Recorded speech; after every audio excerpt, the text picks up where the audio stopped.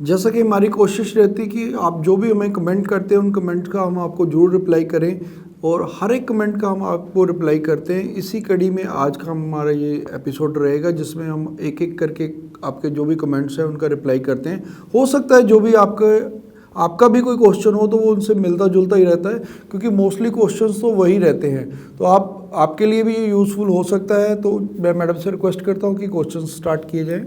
Sir पहला question Rohit का है। इन्होंने 2017 में आर्ट स्ट्रीम से 63% इनके मार्क्स थे और इनके जो स्कोर्स हैं वो पीटी के 54 है, नॉट लेस देन 50। उसके बाद इन्होंने 2017 टू 2020 तक अपनी इन्होंने पॉलिटिकल डिप्लोमा किया हुआ है।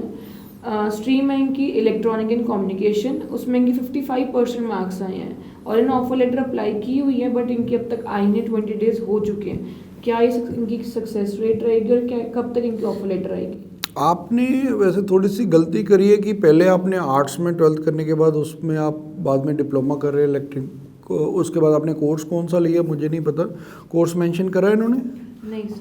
तो वो डिपेंड करता है कि आपने कौन सा कोर्स और कौन सी यूनिवर्सिटी में अप्लाई करा हो, उसके अकॉर्डिंगली हम बता सकते हैं। वैसे कोर्स की आपकी रेलेवेंसी ज़रूरी होती है कि एक ब्रिज बनना चाहिए जो आपने प्रीवियस एजुकेशन ली है और जो आप आगे एजुकेशन लेके जा रहे हैं वो रेलेवेंट होनी चाहिए।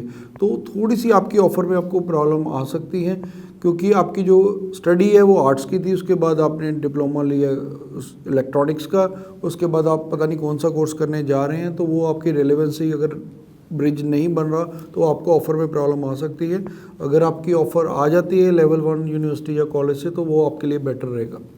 सर नेक्स्ट है राज, इन्होंने बीकॉम किया है विद 72% और इनके जो आइल्स के स्कोर हैं ओवरऑल 7.5 हैं और इन्होंने अपना अप्लाई किया हुआ मास्टर्स ऑफ बिजनेस एनालिटिक्स में फ्रॉम मैकरल यूनिवर्सिटी। 14 फेब को इनकी फाइल लॉन्च हुई थी, 22 फेब को इनका मेडिकल हो गया था। तो कब तक अपना वीजा एक्सपेक्ट कर सकते हैं? आपका जो रिजल्ट्स है वो इसी अप्रैल में आ जाएगा और आपका रिजल्ट्स पॉजिटिव आने की काफ़ी उम्मीद है। तो आप डेफिनेटली हमें लड्डू वगैरह जरूर भिजवा दीजिएगा, क्योंकि आपको वीज़ा सक्सेस अच्छी मिलने की उम्मीद है हमें। सर नेक्स्ट है करम, इन्होंने सर 2020 में 12th किया, 75% मार्क्स है कॉमर्स में एंड उसके बाद इन्होंने डिप्लोमा करा हुआ है होटल मैनेजमेंट में टिल जुलाई 2021। देन उनके उसमें 78% मार्क्स आए हैं। इनके आईएलटीएस में ओवरऑल स्कोर है 66, not less than 5.5 in 1 module. इन्होंने 24 फेब को अपनी फाइल लॉन्च की है, 25 फेब को इनका मेडिकल हुआ है। तो ये कब तक अपना वीज़ा एक्सपेक्ट कर सकते हैं?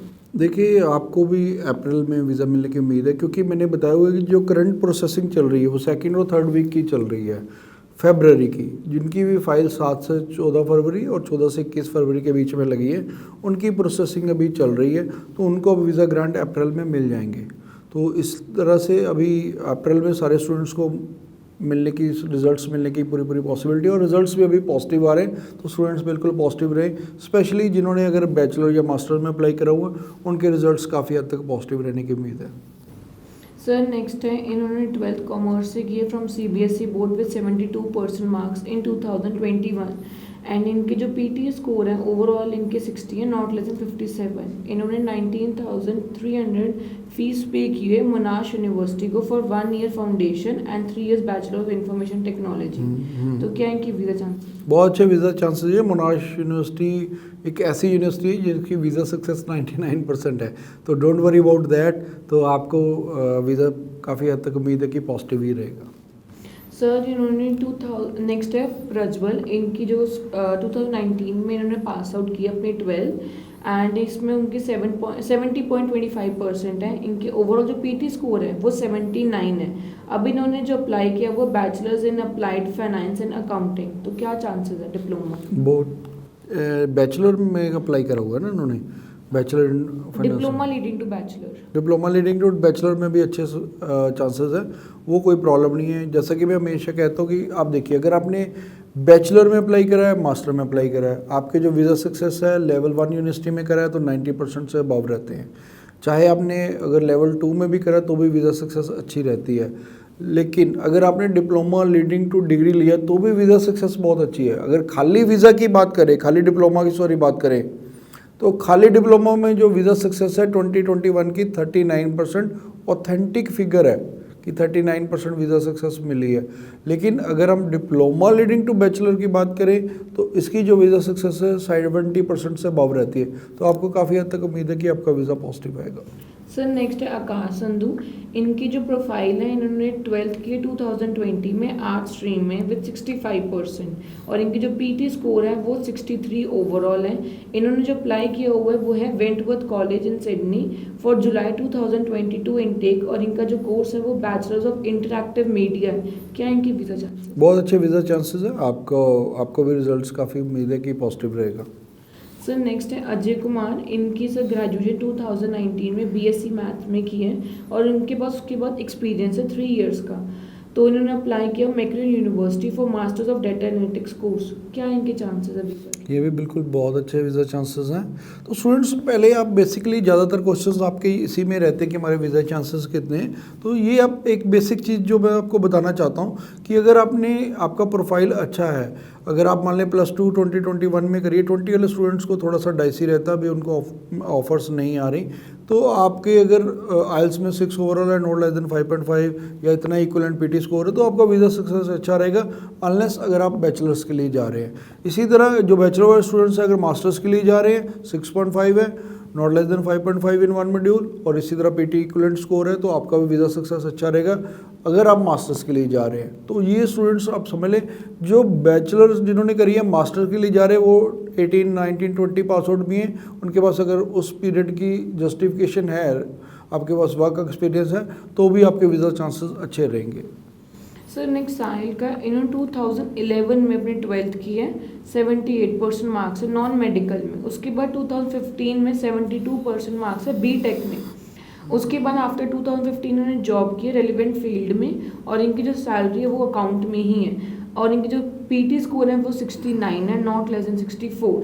तो इन्होंने अप्लाई किया हुआ है स्वेनबर्न यूनिवर्सिटी। तो क्या इनके वीज़ा चांसेस हैं? ये आपके भी वीज़ा चांसेस अच्छे हैं, हालांकि आपने ये नहीं बताया कि आपने अप्लाई कौन से प्रोग्राम में करा है। अगर आपने हायर एजुकेशन में अप्लाई करा हुआ तो आपके वीज़ा चांसेस बहुत अच्छे हैं, क्योंकि आपकी सैलरी अकाउंट में है, तो आपकी गैप की जस्टिफिकेशन भी प्रॉपर बन रही है।